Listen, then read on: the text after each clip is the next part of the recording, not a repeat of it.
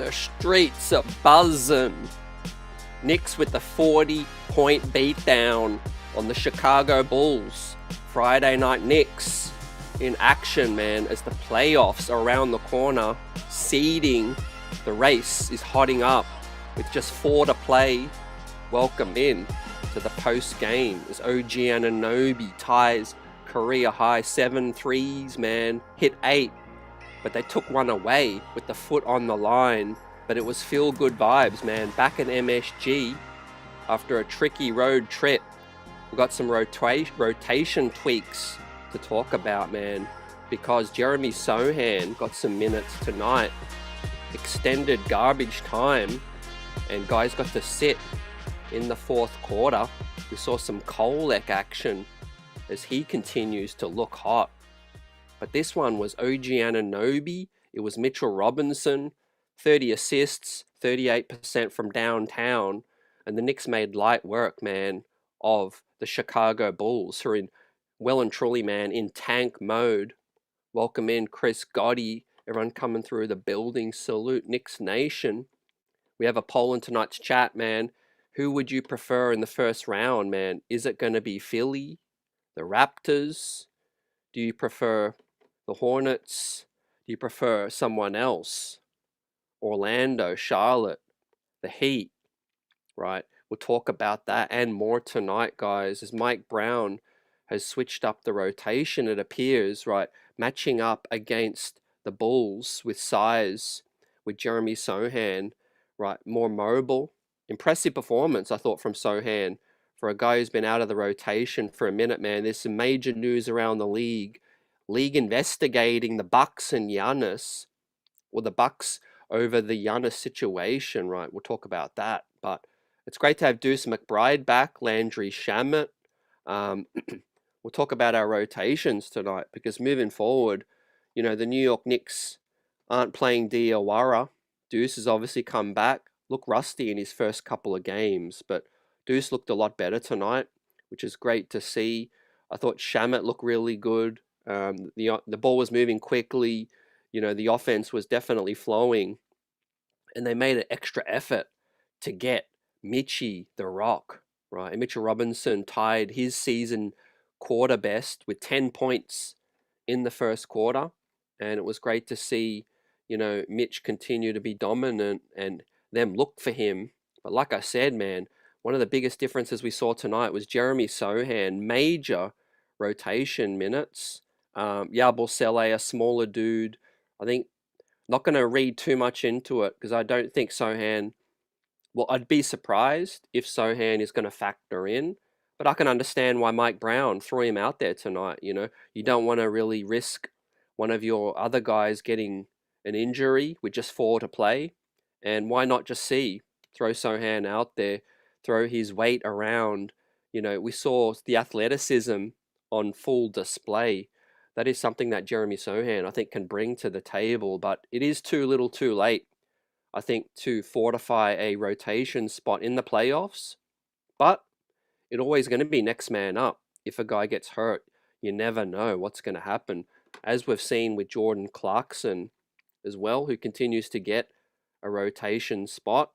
But we do got to also highlight, guys, no Karl Anthony Towns was out tonight with what appears to be just an elbow, maybe tennis elbow, nothing major. I think it was more so rest and all of that. But Vaughn Allen in the house, salute.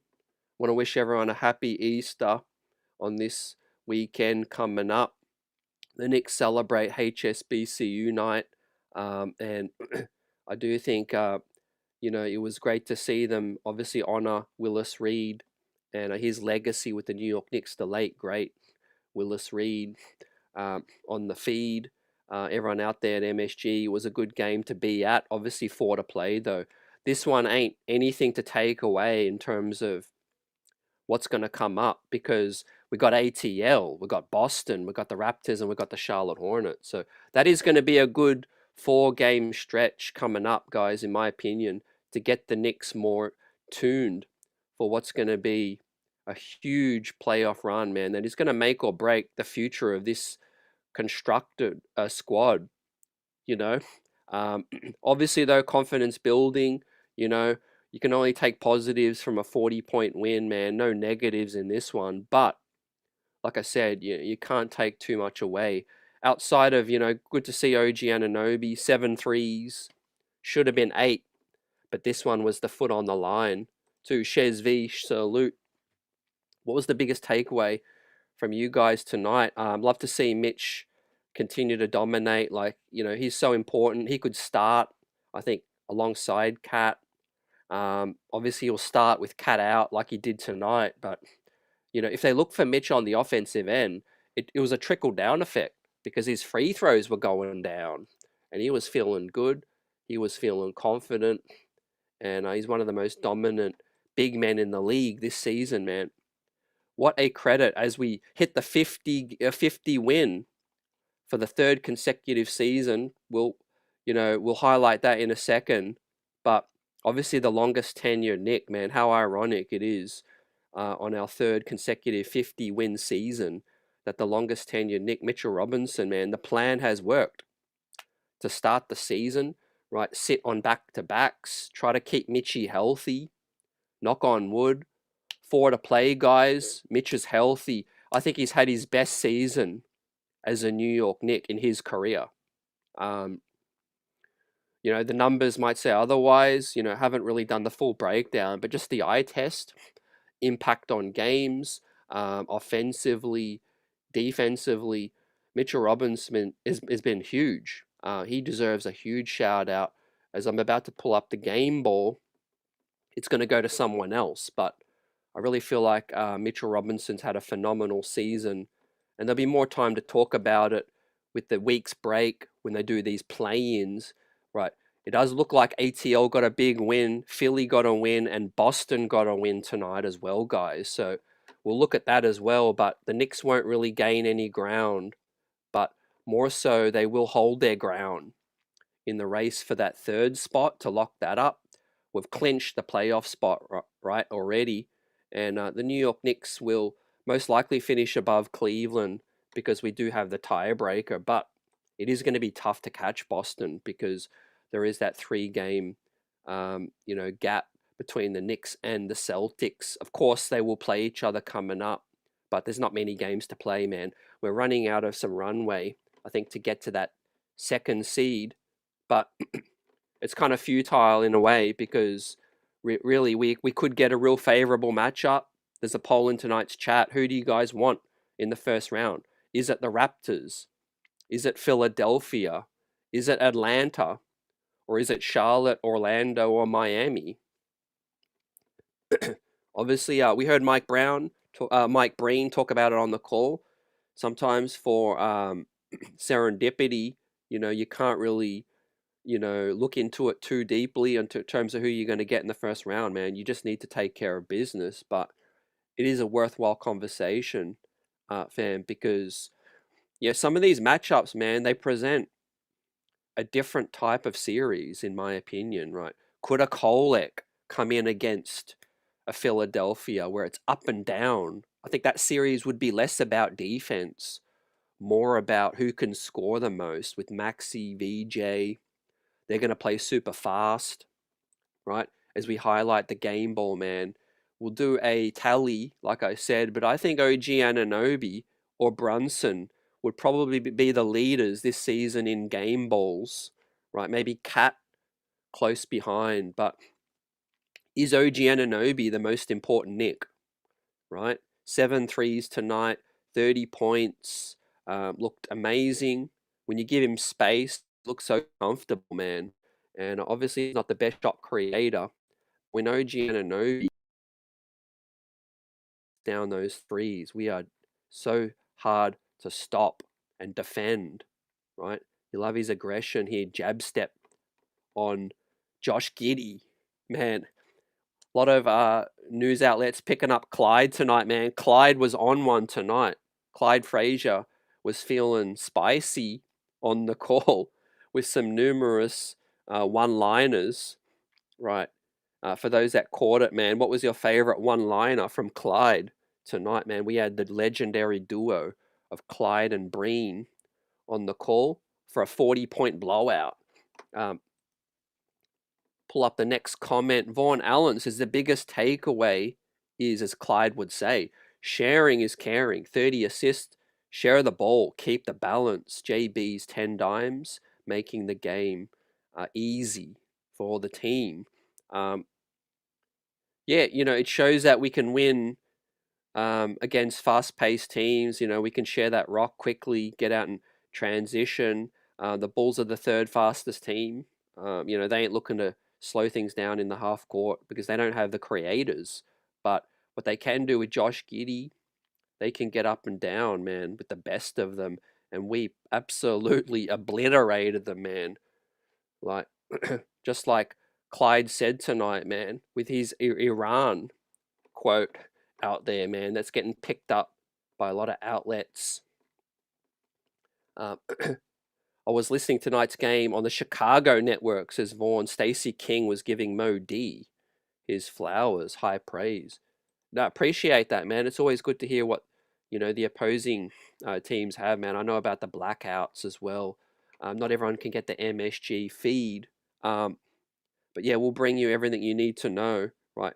We'll talk about the rotations and what are your opinions on who should get these minutes. But it was a surprise, man, to see Jeremy Sohan get these major minutes instead of Huck Porty.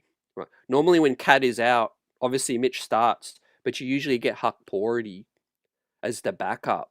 Huck Porty played great against Memphis, in Memphis. So I was a little surprised not to see Huck Porty. But clearly Mike Brown is thinking, all right, I could play Huck Porty, but I already know what Huck Porty is going to bring. We saw that the other night. Let me use this opportunity with just 4 games to play. Let me use this opportunity against a tanking team to see what Jeremy Sohan can bring to the table, right? And I think it paid off. Jeremy Sohan brought the energy. You saw a guy who could grab the rebound and push the break. Another guy with ball handling abilities. Kind of worked in the favor of playing against a fast-paced team because you want to quickly get out and transition as well, too. So, yeah, all in all, we'll take a look at the box score. But yeah, I think this is a good tick for the Knicks moving forward with Jeremy Sohan. Potentially, situational, break glass, case of emergency. I think it's too little too late for Jeremy Sohan to be in the rotation for game 1 of the NBA playoffs. But, you never know what the future holds because if the Knicks are to get to the NBA finals, that's 4 rounds, baby. And that could be a series there that where Sohan, could come in and suit that particular matchup. Just off the top of my head, guys, I think Cleveland, if the Knicks were to face Cleveland, if they were to face Boston, Detroit, those are the kind of series where I think you could give Sohan some defensive possessions, situational type defensive possessions. I don't think he's going to be no mainstay, and I would certainly prefer Diawara to still get minutes, but I kind of understand what they're doing with Diawara. And also, he's not the only one, fam, because Jose Alvarado, man, lost his spot in the rotation as well, man. So these guys are all in the spotlight. As Johnny Cheever's in the house, salute buzzer beater for life. Great to see Nick Streets tonight, man. Happy Easter to all, and blessings up. And let's talk about it. What's on your mind? Give us your thoughts, questions on this rotation battle as we'll look at the games tonight. 4 games left. We salute on this night as the Knicks win 50 games for the 3rd straight season, man. But the biggest test is coming up, right? Let's start from the left. Tyler Kolek, man, came in, is still hot, man. This guy is still flaming hot. Coming off the big night the other week, 40 points in the G League, 11 points with the Knicks later the same day. Tyler Kolek has not missed a shot since then. Comes in confident tonight in the 4th quarter. Played the entire 4th quarter because the Knicks were able to sit all of their main guys, and that's great. That's kind of what you want towards the end of this season, right? Let these guys fight it out for some situational minutes. But Alvarado got in the 4th quarter as well. made some nice plays too. My concern about Alvarado, and I think I can address Kolek Alvarado together, because they kind of they play the same position, but they both bring different skill sets. Tyler Kolek is the supreme playmaker on this team. There's no debate. No debate who is the best playmaker on this squad from the pure point guard spot. He can also dribble and get the ball downhill quickly. That all comes into the playmaking. The three-point ball is better than Alvarado's. Obviously, though, defensively is where Alvarado is expected to separate himself between a Kolek, matchup. But having said that, the size element where Alvarado, if he's not aggressive on offense, right, his size is a lot to make up for, right? He has to be aggressive. So it is going to be interesting to see what happens now that Deuce is back, third game back. I'm happy, obviously, that Deuce is fully healthy.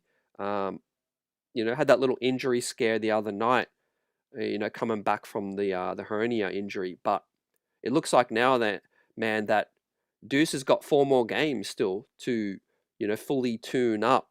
And maybe we see Alvarado and Kolek both out of the rotation, because the next man is Landry Shamet on this graphic. And we know that Landry is, a lock. Landry Shamet is a lock to be in this rotation. And so he should. One of the best two-way players on the team, with a little bit of extra size, can handle the ball as kind of a secondary, tertiary playmaker kind of guy. Movement shooter as well. Comes off the curl. Deuce, Shamet, Mitch. They're the 6, 7, 8. They're the locks. That's your 8-man rotation in the playoffs at the minimum. If you want to go the 9, then you start to talk about, okay, is it Alvarado? That makes you small, though. Is it Kolek? Give you a bit of extra playmaking. Is it going to be Cool Mo D? Could it be a Jeremy Sohan, depending on the certain matchup as well? Or Jordan Clarkson, who we're going to talk about next as well, because Clarkson, another undersized guy, but he obviously brings more offense. But I don't think that's as important now with Deuce McBride out there. But to Clarkson's credit, man, Clarkson's been defending hard. He's been really bringing the energy, and that's what you kind of need in the playoffs. But no doubt that Alvarado and Kolek can bring energy as well. So I don't think that's a difference maker per se. What a pleasant sight, man, just to see Deuce McBride back, hitting some buckets as well, right? I almost shed a tear just to see Deuce back and start to really look like his old self. Because look, the first 2 games were rough on the road, and I don't judge Deucey with those performances because he's been out for 2 months, right? Vaughn chimes in and says the playoffs is really situational. Sohan can be that menace against a Tatum or a Jalen Johnson, giving primary offenders a different look. Definitely, and that's kind of why I feel like Mike Brown he's kind of that guy that'll change it up per game, right? If a player's stinking it up mid-game, I think he'll switch it up, or he'll be more likely than Tibbs. Tibbs might wait till later in the series, where I think Mike Brown might be willing to do it, earlier in game. Fam, Buzzer Beater, great to see you too, fam. Hope all is well. Buzzer also says the Cavs here have the easiest schedule in the entire league, and we have the second hardest schedule, right? According to Tankathon. 4 games coming up. More of going to be that playoff feel with ATL on the road on Monday. And then we got Boston, the Raptors, and Charlotte to finish the last 3 at home, which is kind of good as well, because the crowd we can get used to. Obviously, game 1 will be hosting at Madison Square Garden. Most likely, the Knicks will lock up the 3rd seed. Worst case scenario, 4. We will be hosting game one, man, at Madison Square Garden. Best believe that, right? Um, Now, there might be some extra gamesmanship as we see OG Anunoby with a huge defensive play. The captain was the captain, really. Brunson is looking a lot better the last couple. Um, but yeah, the ball movement is the key. That sets the tone. Every Knick fan thinking the same thing right now, man. We just got to get everyone going because too much Brunson is not good for everyone else. Um, Obviously, late in the game, late down the stretch, if it's a tight game, the ball is going to be in JB's hands to bring us home. But we can't forget about the first 3 quarters and, setting the tone. And that's what's the most important thing in getting out to a better start. Because against good teams, we've been struggling, and that is the Knicks' Achilles. We know our ability to fight back. We know our ability to come from behind. We've done it in the NBA Cup, Christmas Day, big teams, big games. But I don't want to be coming from behind in no playoff series, man. It's time for this team to fully grow up and show up and start the game well, start strong, so that you don't have to put that pressure, on yourself in order to have to, use up extra energy to fight back and do all of that, right? So Brunson deserves a big shout out. I think he helped move the ball to Mitchie early. He helped getting OG going early as well, right? And that really did set the tone, right, for OG career high night from downtown, ladies and gentlemen. As we take a look at the numbers, man, plus 32 team high, but Sohan was a plus 30 as well. Josh Hart, quieter night offensively, but he absolutely dug in on the rebounds with 4 assists as well, 7 points, 28 minutes. Mitchell Robinson was a perfect 7 of 7, 17 points with 11 rebounds, man, 5 offensive. It was a cheat code. Mitchie going up against, whether it be Yabu, Patrick Williams, whoever it was a mismatch. He was looking like Moses Malone out here early. But also a big shout out to Mitchie for going 3 of 4 from the free throw as well, right? They did give him major props on the feed with Breen and Clyde because the form and the free throws have been looking better from Mitch recently. Tandrell says Deuce is loose. Shout out to Deuce McBride, 50% from downtown, 14 plus as well with 2 steals. The Deuce is starting to get loose with 6 points in a cameo, 12 minutes. So we've got 4 games left, fam, and I think Deucey, those minutes are going to start to go up, right?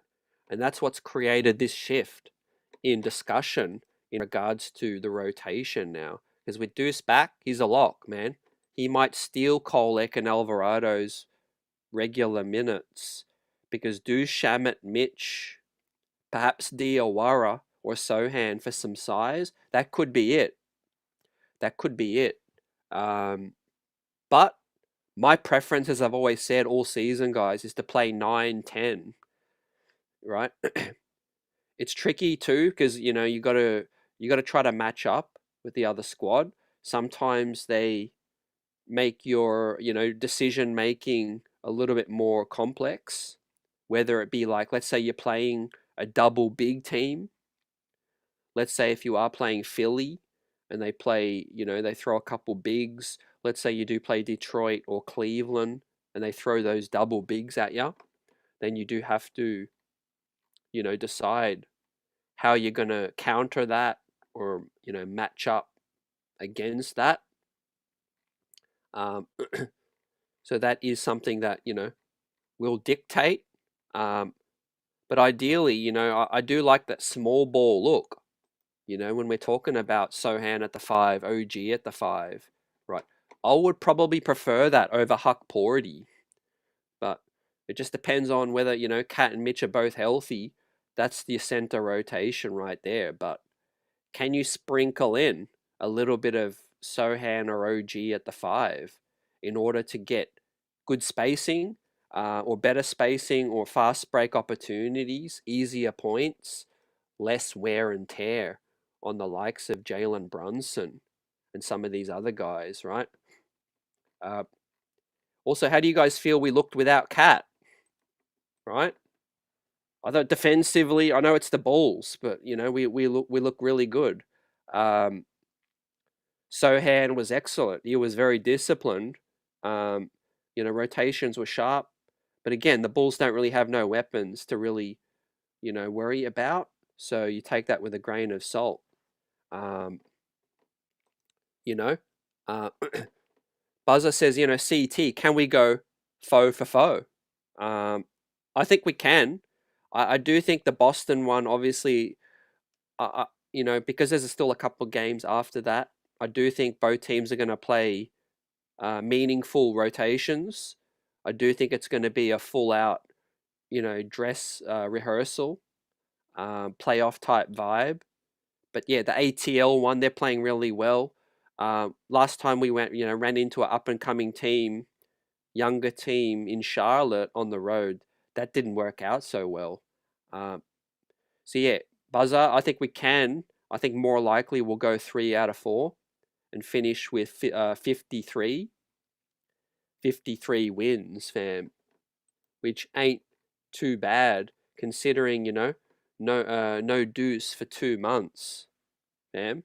I predicted 56, but if y'all told me to start the season that the Knicks win 53, I would have been like, okay, I'm a little bit underwhelmed. But if you told me Deuce McBride out for 2 months and we win 53 games, I would have said, okay, I'll take it. Deuce is a major part of this squad. I don't think last season, if Deuce misses 2 months, I don't think we win 53 games. This squad is just a lot deeper than last season's, squad. But the East has obviously been weaker as well. Um, Johnny Chiba says Yabu remind us why he sucked. Yeah, I was kind of thinking tonight, fam. I was kind of thinking like, what a drop off. Yabu last season with Philly, one and done, back in the NBA. I think he'll be back in Europe. Good guy, good teammate.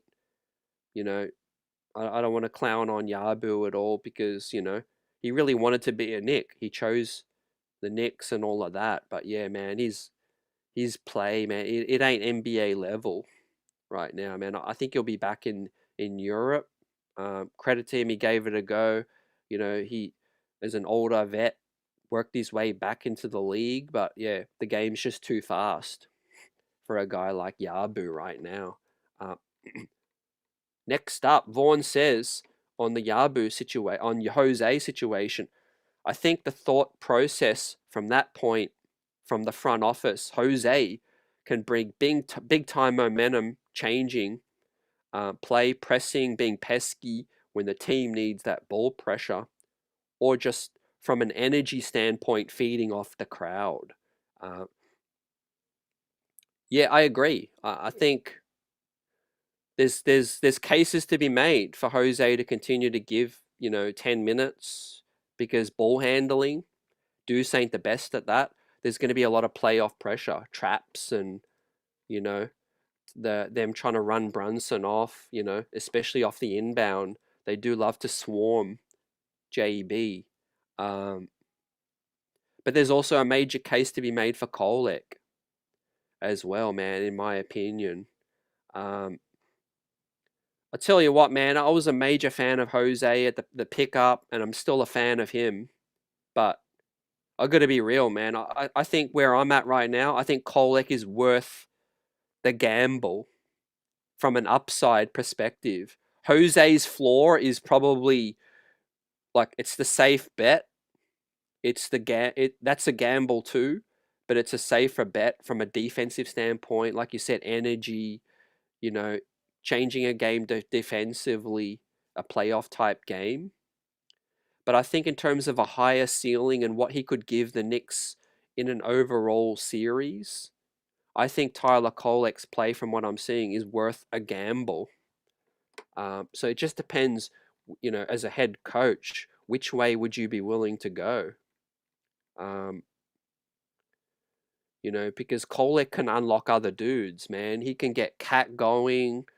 Um, he can hit threes now, which is probably my biggest decision for, being open to giving Kolek those minutes, because he's a real threat from downtown. You can't go under screens with Tyler Kolek anymore, fam. He'll throw it up with confidence. So let me know what you guys think on that front. Yep, shout out to Buzzer, 58. You predicted 58. That would have been a hell of a season. Raf's in the building. Raf's Knicks pod. Great to see you, fam. Blessings up. Big up to everyone. Buzzer asks, how do I feel about Brown before the playoffs? Great question, man. Let me give you my thoughts on Mike Brown so far. So I think there's been plenty of positives this season. It has been a little bit underwhelming, but I also feel like Brown wasn't the first choice. We know this. So I'm not a Brown stan. I'm not the biggest Brown fan, but I also feel like he's done a decent job. Like I said, navigating his first season, following Tibbs, man, it's a tough act because the consistency, you got a high standard to keep up to. Hasn't been perfect. Like I said, 53 wins looks solid. When you don't have a Deuce McBride for 2 months. Having said that, I think his inability to really get more out of Karl Anthony Towns consistently is probably a black mark. Bridges started the season really well, and then Bridges fell off. So it's like, okay, what the hell happened there? Bridges was buzzing to play for someone else other than Tibbs, and then he played well for Mike Brown early. Then Bridges fell off a cliff. Now that could be the tiredness kind of thing. But all in all, man, I think I'll give Mike Brown a B minus, C plus, B minus. If he can get us to the NBA Finals, then we'll do the end of season grade. But that's the standard. That's where he's got to live up to. That's why he was brought in. But like I said, he wasn't the first choice. So I kind of get why some people aren't too high on Mike Brown right now.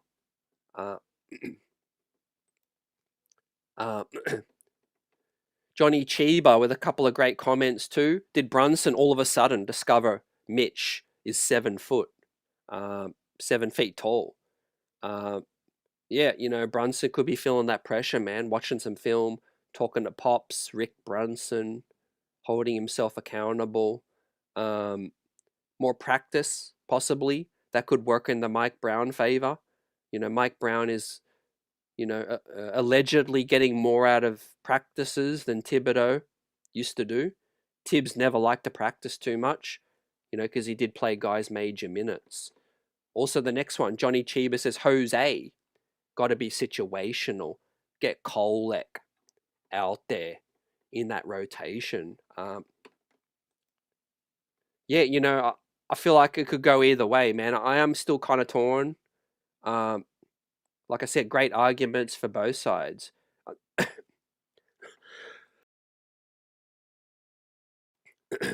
Apologies. Still a little bit under the weather. So if I do got to pause, take a couple of sips, I appreciate you bearing with me and rocking out with us tonight. Hope everyone is doing well.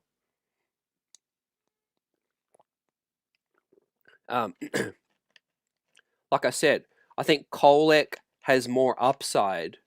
Tyler Kolek, I think, is worth the gamble ahead of Jose. If we're struggling defensively, you could always go back to Jose. But I'm kind of split still a little because obviously Jose defense playoffs could get the crowd going. I get it. I just haven't seen Jose be comfortable enough or look aggressive enough. And I think you kind of got to roll with the hot hand.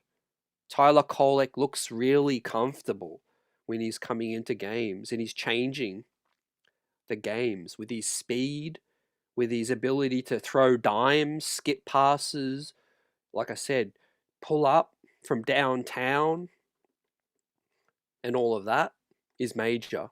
I think that's major. I would rock with Tyler Kolek. Like I said, it's a close call. Yeah, I'm going with Tyler right now. That's just where I'm at right now. It's worth a gamble because look, you got Deuce's defense, so you're less dependent on Jose for that. Shamit provides great defense as well, and you've got now Jordan Clarkson, who is a little bit bigger than Jose and playing pesky defense as well. So yeah, what the heck? Play 10, 15 of Tyler Kolek and see what you can get. You know, you get a couple threes out of it. You know, his ability to shoot and the defense has got to respect that more than Jose, right? In a playoff series, they might even get bold and dare Jose Alvarado to shoot. And we don't want to be in that situation where, you know, his confidence might waver and, you know, it might get into his head. If Kolek's left open, he's going to shoot it. Like right now, no hesitation.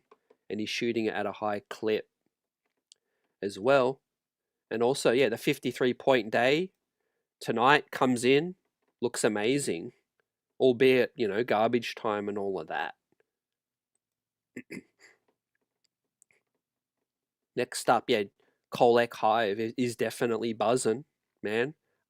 Great to see Shaman and Deuce back together to hold us down. And I think that'll be the anchor of our bench with Mitch. And then the rest of the guys will be more situational.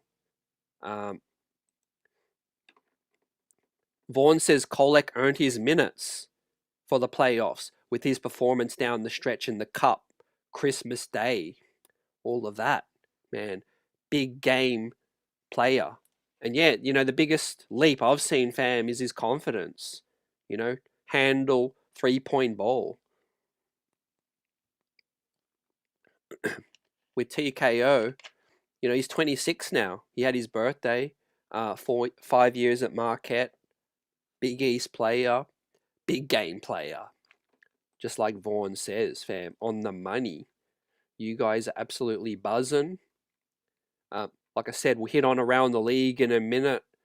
Big news break during the game tonight, man, from Shams. The NBA is investigating the Milwaukee Bucks for their handling of the player participation policy with Giannis.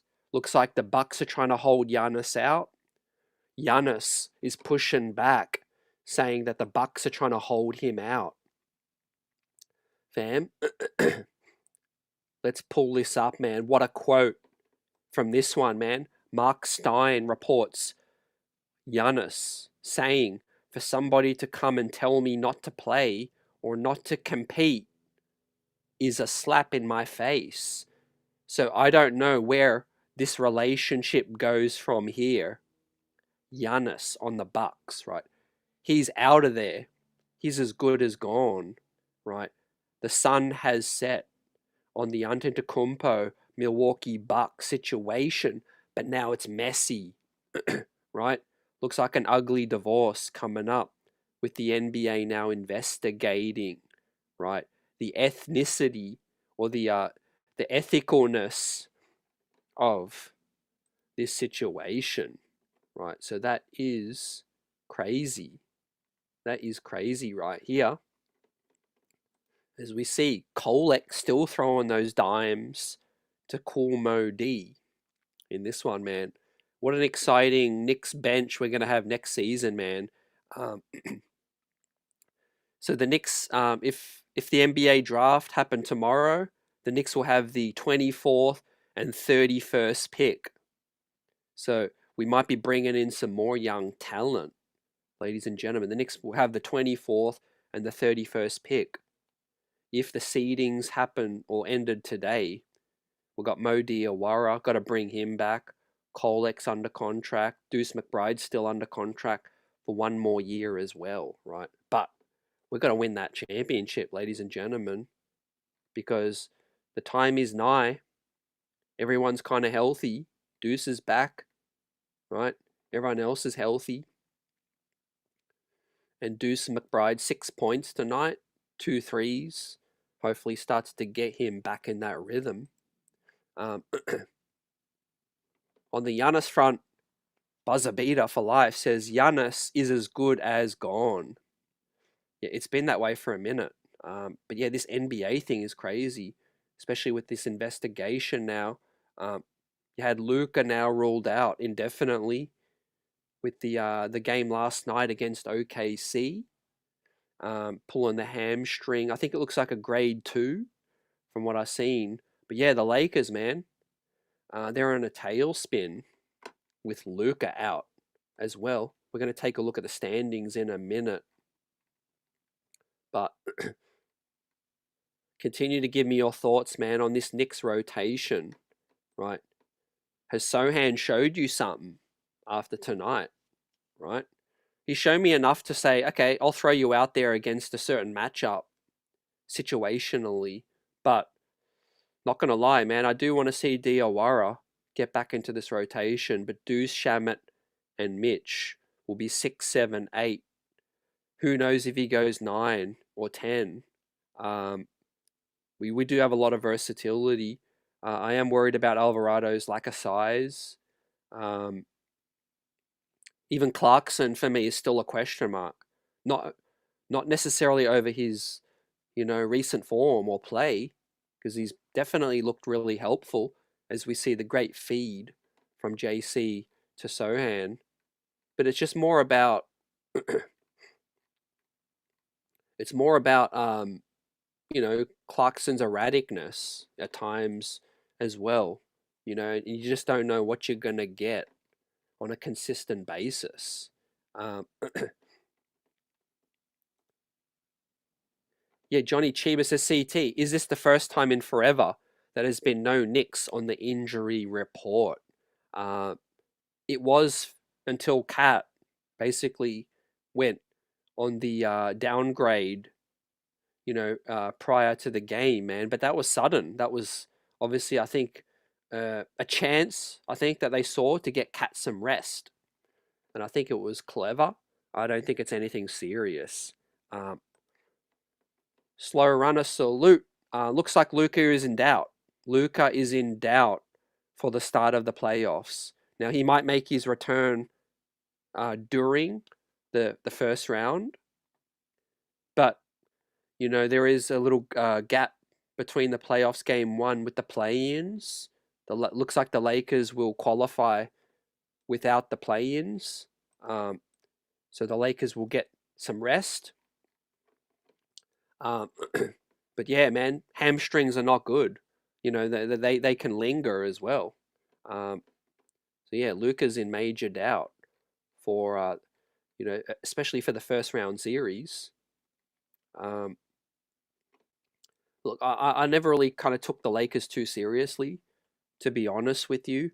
They can be a great offensive team and they can hang, but I think they're going to get eaten up on the defensive side.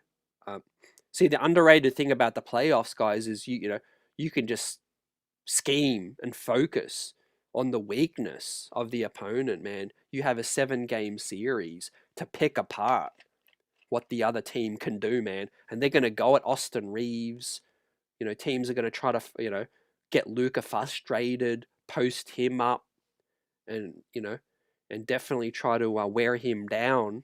That's the key, in my opinion. They've got a lot to rely on in terms of Marcus Smart, Rui Hashimura, a lot of those guys, DeAndre Ayton. Just way too many question marks, in my opinion, when it comes to LA. But look, these playoffs are going to be fun, man. Out east, out west, there is a lot of parity. We could see some major upsets. We could see a couple of teams kind of that have been looking bad flip a switch as well, like Miami. They've done it before. Orlando still have the talent, but they've been lacking chemistry and consistency with Paolo Banchero as well. As Buzzer also says, yeah, I thought Cat was on the injured list. Correct. It was a late scratch. So yeah, pre-game clean injury report, and then all of a sudden, bam, Cat went on that injury report, man. I think it was just a cover up to get Cat some rest. Fam, nothing serious, tennis elbow. I think Cat will be good. Obviously they're trying to keep him ready for ATL. Couple days rest after ATL before Boston, too. So let's pull up these standings right now, ladies and gentlemen. Let's go. What comes to mind when you see this, right? The poll in tonight's chat. Is it going to be Knicks Philly? Knicks Hawks? Is it going to be Knicks Raptors? Right? We see how close the Raptors and the Sixers are, right? Not gonna complain because I would take a Philly series. I think the Knicks will still win, but not gonna lie, I would prefer the Raptors. I would prefer the Raptors. Again, Joel Embiid, the physicality of the Sixers, injuries can happen. You never know, man. I would love to see Mitch get some revenge on Embiid, but my heart tells me the Raptors would be a better matchup, most definitely. Would Cat play the Hawks Sunday? Look, the Knicks got a couple days rest. Fam, the Knicks don't play till Monday, so 2 days rest is great. 2 days rest after ATL, I would say yes. I would say Cat will probably play against the Hawks. But again, we'll have to obviously see the injury report coming up. Vaughn agrees with me, man. Raptors, definitely what we want. Knicks are like, what, 12-0 against the Raptors over the last, since the OG trade. I think since RJ Barrett got traded. And I do think that stylistically it suits the New York Knicks a lot, man. Jakob Poeltl at the 5. That's not something that's really worrying the New York Knicks. Not to pin it all on that, Robert, because that's incorrect. It's not just about one matchup, but just as an example, I think the Knicks match up really, really well against the Raptors. Point guard wise, don't really think they've got anything to really worry the Knicks from the point guard perspective. You kind of slow down Brandon Ingram, keep Scotty Barnes in check, and it's a sweep. It's a sweep, gentleman's sweep. Philly could get tricky. That could be a 6-game series. You play around with your food. That could go 7. The Knicks should still win, and are expected to win. But again, Maxey gets hot 1 game. VJ Edgecombe, Embiid gets hot. Paul George gets hot. You play around with your food, like I said, and that could get a little tricky. So, but the Hawks, so Philly are 1.5 back from the Hawks. So there's still a chance. We beat the Hawks on Monday. That could open the door for Philadelphia to try to slide into the 5 spot and push the Hawks further down. Right. Would that benefit the Knicks?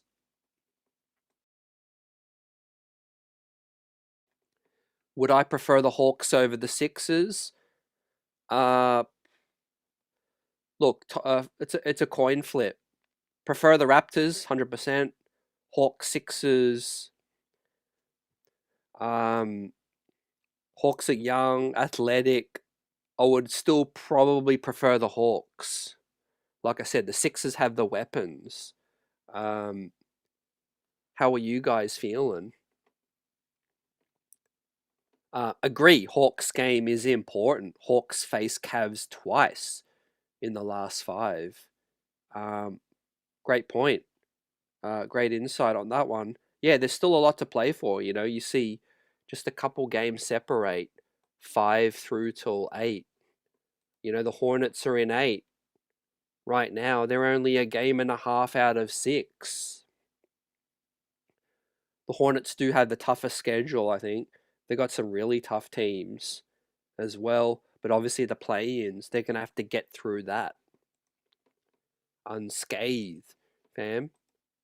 We see today, man, like I said, Philly got the win.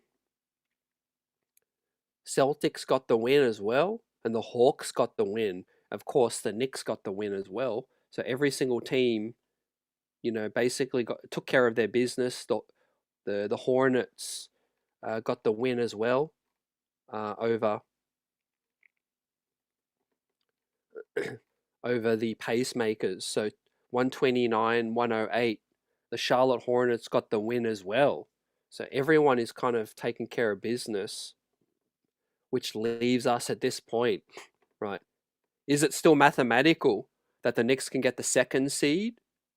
Yes, it is, but with just 4 games to play, the Knicks will have to beat the Celtics. They'll basically have to win out. Like I said, like Buzzer said, foe for foe. 4 games to play. Celtics will have to basically lose all of them, or all but one.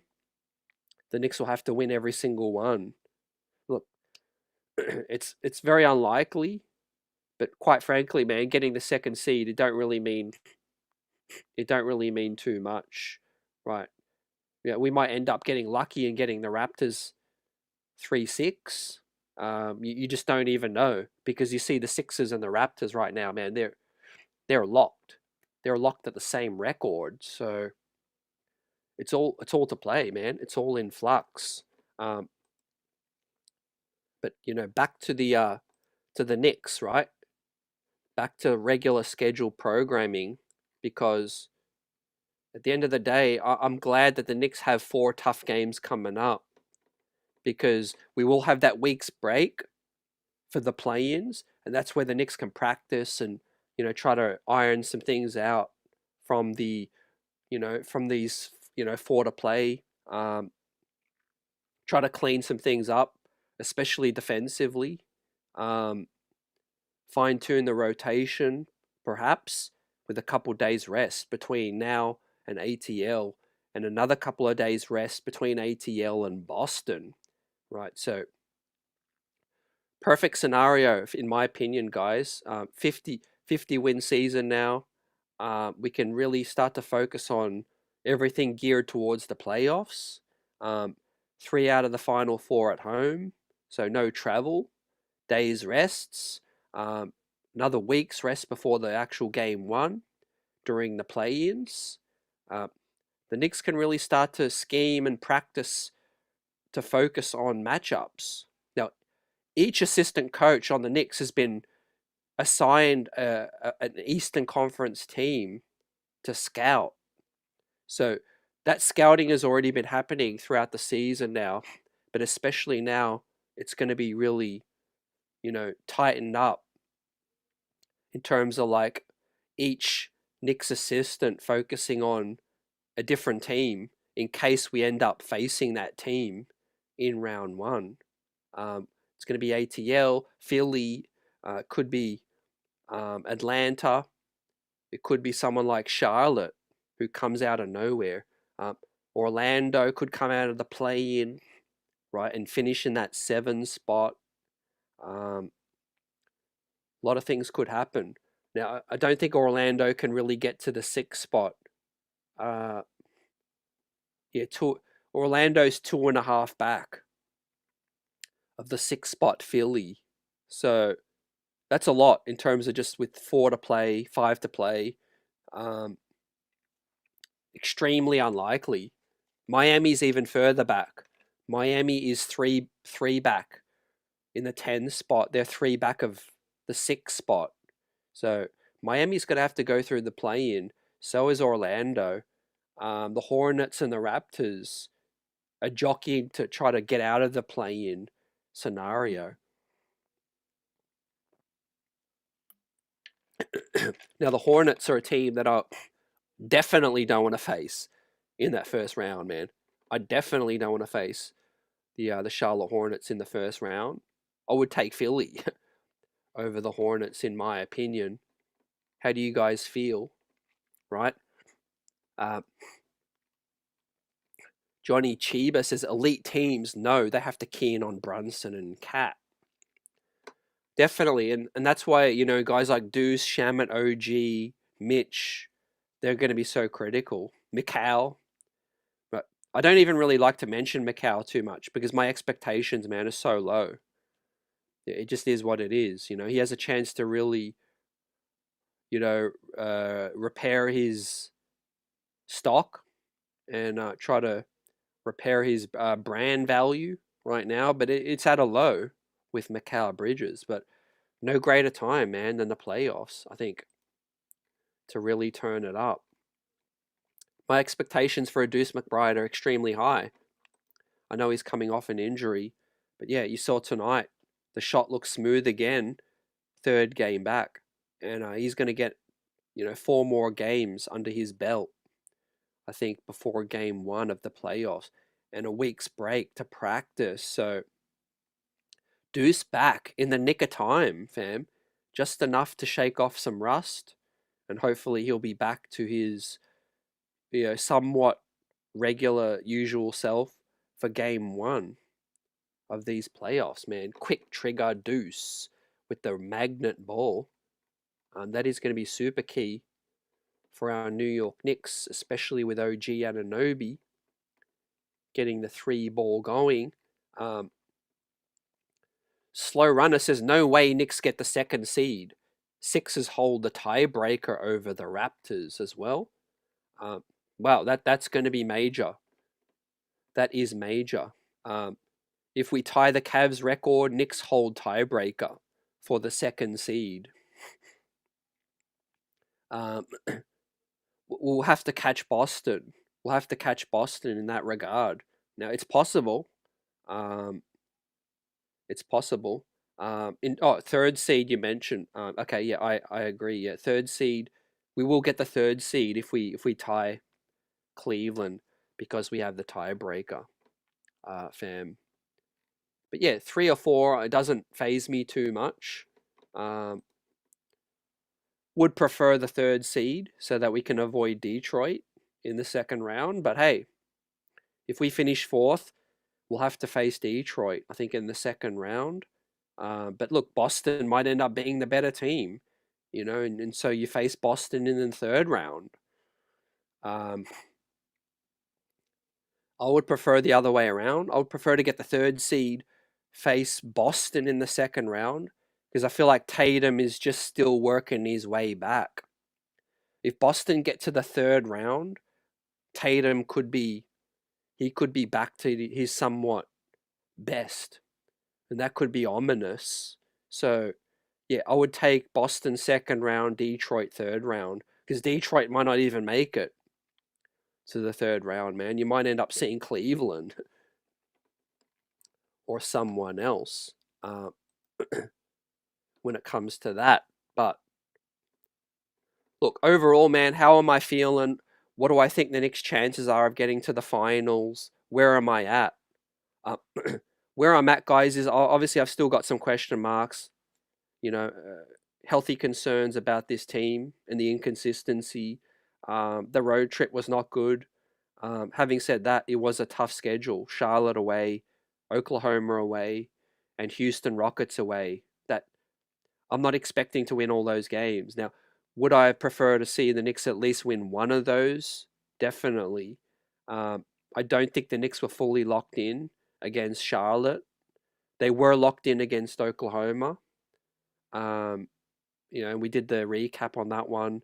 The refs got involved. The Knicks' lack of execution down the stretch did hurt, but they gave a good account for themselves. Enough to say that they can push Oklahoma in a series. The Rockets one was the major disappointment, where the Knicks just looked tired. They looked, they looked checked out, and the Knicks were exposed defensively. Um, but 2 bounce back wins since then against poor opponents, and we're back to square one again. And so I'm more confident going into the playoffs now, though, than I was last season. For the main reason why I think we've been there, we've done that before. We've got a lot of playoff experience now. I'm more, optimistic about Mike Brown's willingness to make an adjustment in series. Last season, it was kind of hope and pray that Thibodeau, things would just work out because Tibbs just wouldn't deviate. But having said that, last season's bench wasn't as strong as this season's bench, right? We weren't talking about Tyler Kolek as a viable choice. It was campaign or bust. It was Precious Achua or bust. It was DeLon Wright, or is PJ Tucker gonna play? That's all we had last season, man. Huck Porty wasn't even a viable option. There was certainly no Diawara. There was certainly no Clarkson. Shamet was coming back from injury. Tibbs didn't trust him until late. So for all of those reasons, Mike Brown's got more weapons, more options. I think the East is a bit more open this season as well. So doesn't say much, but I am more confident than I was last season. Am I still confident, though, that we're going to get to the NBA Finals? Not quite. I still got plenty of doubts. I do think I'm certainly more confident about Eastern Conference Finals. I think if we can get through a first round matchup, if we can breeze through a first round matchup like against Philly or Atlanta or Toronto, I think that the path is really going to open up. I'm going to be real confident. To say that, because look, all these different guys could give you something on different nights. It's going to come down to, can we catch lightning in a bottle as well in a specific matchup? So I'm about like 7.5 out of 10 that will get to the Eastern Conference Finals. Probably a 6.5 out of 10 confident that we're going to get to the finals. Not great odds, but at the same time, still better than a long shot. I think things got to break right. It could all come down to, like I said, the first round, getting through the first round, kind of like, okay, 5 games, get that out of the way. Maybe the other series goes longer and we can get ourselves like a 4 or 5 day break. That'd be excellent. So you get through the first round relatively unscathed, 5 games, 6 games, whatever it is, have a 4 or 5 day break. And then you really start to lock in for a second round series against Boston or maybe Detroit, or someone else. And then, you win a tough, hard fought series, and then we're back to where we were last season, Eastern Conference Finals. Where anything can happen and things can open up, right? We've got the experience now. We've got the health, couple guys back late. Deuce McBride. Great to see Deuce back overall. And I do think that, we just got to take it, series at a time. We've got 4 more to play. We are going to learn more about the squad, the rotation choices with ATL, Boston, and then we'll see. Toronto, Charlotte could be gamesmanship. Do we want the 4 seed? Do we want to stay in 3? that they're the kind of luxuries you have in the last couple games where you've already clinched, you've clinched playoffs, you're most likely going to have clinched top 4 by then. Maybe in those final 2 against Raptors, Hornets, you can kind of look at the standings and say, okay, like, what do we want to do now? Because the Boston Raptors one, man, that's a back-to-back as well. No travel. That's a back-to-back. They could say, hey, you know what? We're going to play Mitchie now. For the first time in this season, we're going to play Mitch back-to-back, right? I doubt they do, because we know the playoffs don't have no back-to-backs. So there's no point even testing those waters. But when it comes to it, it just depends on, I guess, what's at stake. They could still be thinking like, okay, we beat Boston, we win the other 2, and we could finish ahead of Boston. As I say that right now, I want to check Boston's final games coming up, right? So the Celtics got 5 more to play, ladies and gentlemen. They've got the Raptors, they've got the Hornets, the Knicks, Pelicans, and the Orlando Magic. So Raptors, they'll probably win. Hornets might be 50-50. The Knicks, they could certainly lose. Pelicans, they should win. And the Magic, they should win as well. So yeah, I don't see the Knicks getting the second seed. I think it's kind of fruitless right now. But the third seed is still definitely a major thing to lock up. Definitely really important, right? Next up, we'll get to the question coming in from Buzzer Beater.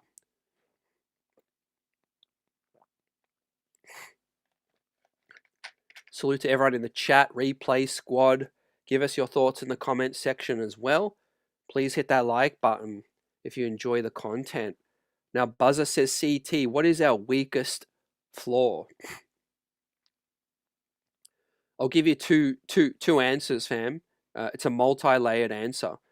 Our weakest flaw, in my opinion, is our inconsistency.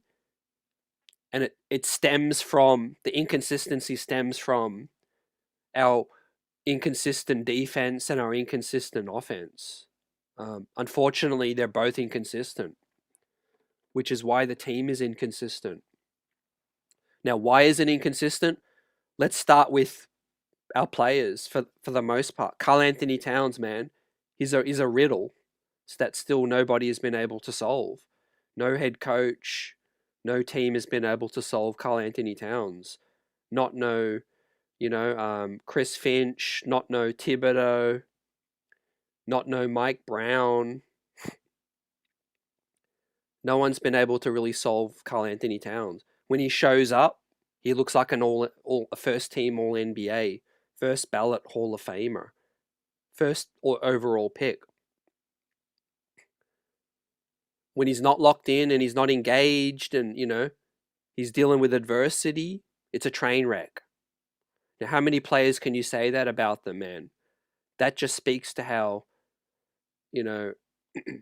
how flimsy, how fragile, that situation is. You got a guy that's super talented, could be a first team All NBA player. At the same time, he could look like a train wreck. Now, that's not an ideal situation, man. You're going into a marriage with a partner, or you're putting your house money on something, man, to stay alive. You want more of a sure thing. You ain't pinning your life on something so erratic. But unfortunately, that's where we're at. That's on Leon Rose. That's a show and a live stream, man, for the off season when we do the autopsy. Because look, if we don't win the chip, I'll say this: if we don't get to the finals, I'm 100% sure that Karl Anthony Towns will be gone. There's a chance he stays if we make the finals, but that's another conversation. Cat aside, because it's not just all on Cat. Coaching, Mike Brown is a question mark, fam, in terms of consistency, and then our bench at times, the physicality, the size, we've seen Detroit, manhandle us at times. We just saw the Houston Rockets manhandle us the other night. So when Josh Hart isn't playing well, when Brunson is, not on his game and he's looking small, Mikal Bridges is looking soft. Yeah, we can look ultra vulnerable, man. We can look fragile. On the flip side, on the positive side, is when everyone's locked in and everyone's really, got a pep in their step and confident. Shots are falling. Maybe a little favorable matchup never hurt. Then the Knicks look really good. So we're kind of two-face right now, ladies and gentlemen. So yeah, just to summarize Buzz's question, man, what's our weakest flaw? We are two-face right now. We're the DC villain. Two-face, man. We got two faces. Which face is going to show up? Which side of the coin is which side is the coin going to land on? That's going to be make or break, fam. That's why the more rounds we get through, the better we're going to be, because we can get through a first round series kind of relatively, unscathed. Then the coast could be clear, could open up. Also, we have very fine margin in terms of health, right? You miss Mitch for a game or two, we're super vulnerable. You miss Brunson for a game or two. You miss Deuce, Shamit. I personally feel like Cat is probably the player the biggest player on the team that we can navigate without. Which might say something about Karl Anthony Towns. Honestly, like if you had to pick one major player that we had to be without for a game or two, but you think that we would be okay to still win the game, I would probably opt with Cat, because I think you start Mitch defensively, you try to win the game that way, and I think I could still see us beat any team. Any really good team without Karl Anthony Towns. But having said that, Cat's still a very important player for your chances to win a championship. I don't think we can win 4 rounds without Cat. What I'm saying is I think we could win the odd couple games here or there without Cat. We could buckle down defensively. Without Josh Hart, we could win a couple games. Without OG, we could find enough to maybe win a couple games here or there. Without Brunson, we probably got not much of a hope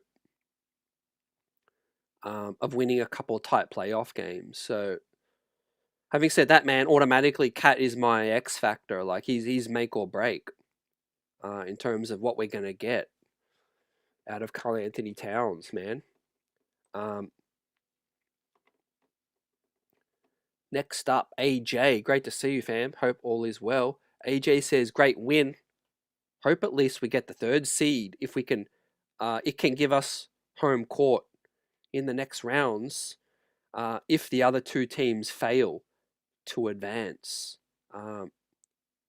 That's a great point as well. Yeah, you could get home court 2nd round if the other team didn't advance. But yeah, more so out of confidence. Like, 4 to play, really tough games coming up. If we can hold on to the 3rd seed, it means that we win a couple and we start to build. We start to build more chemistry. Don't forget, Deuce has only just come back. So, I think we can go to another level when we start to see, the Deuce McBride of old. 15 points, 3 ball on splash, and all of that. Vaughn asks, who was your season MVP? for the squad this season? Great question. I'm going to go... Probably going to go OG. Close between OG or Brunson. Mitch close behind that, fam. And yeah, I think what's that great statistic going around, man? When OG scores 20 points, we're 21-4 now. I believe with tonight's win. Yeah, anytime OG Anunoby scores 20, we are something like 21-4 or 22-4 now. So that's phenomenal record. That's on pace to be the top seed. So yeah, OG, I think, is a guy we definitely can't be without. And you see when he's knocking those 3 balls down, you know, those are the games where we blow out the San Antonio Spurs. We almost beat OKC. You beat Cleveland. You beat Boston. You know, when OG's playing like that, you know, that makes it so much more plausible to, you know, to knock off anyone. Let's not forget about that phenomenal game he had in Denver, fam, when we blew the Denver Nuggets out by 40. You know, when OG put in that type of performance. So, yeah, I've got to give it to OG on this one. Buzzer up next. Now, Buzzer Beater says, Mitch wants more touches, CT. Ain't nothing changed on that front, fam. Mitch has definitely been wanting more touches since, I think, his second season. But I think he's been getting it recently. He's getting more touches. Now, he probably wants even more, but when it comes to Mitch, right, I'll tell you what is best about Mitch and what needs to stay, right?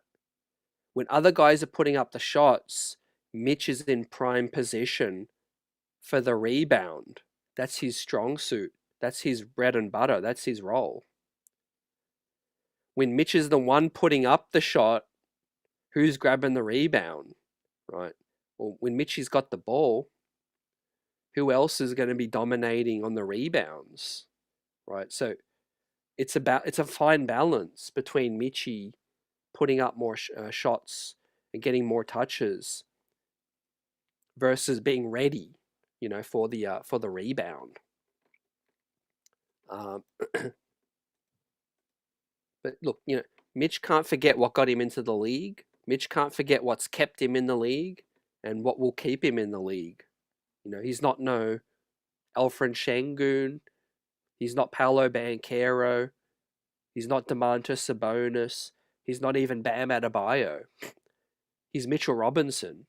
You know, he needs to stick to what he's good at. You know, he's an off-ball center. He's a rim runner, a lob threat, all of that. And that's, you know, he's one of the best to ever do it at that role. And that could keep him in the league another, you know, what is Mitch now? He's like 28. Yeah, that could keep him in the league another 7-8 years. I mean, JaVale McGee, you know, different kind of player, definitely less talented, but JaVale McGee was able to stick in the league till he's 37 as a defensive anchor, rim runner type dude. So yeah, that's basically Mitchell Robinson, man, in a nutshell. Also, yeah, our home record, AJ, great point. Johnny Chiba says Mitch had a great game.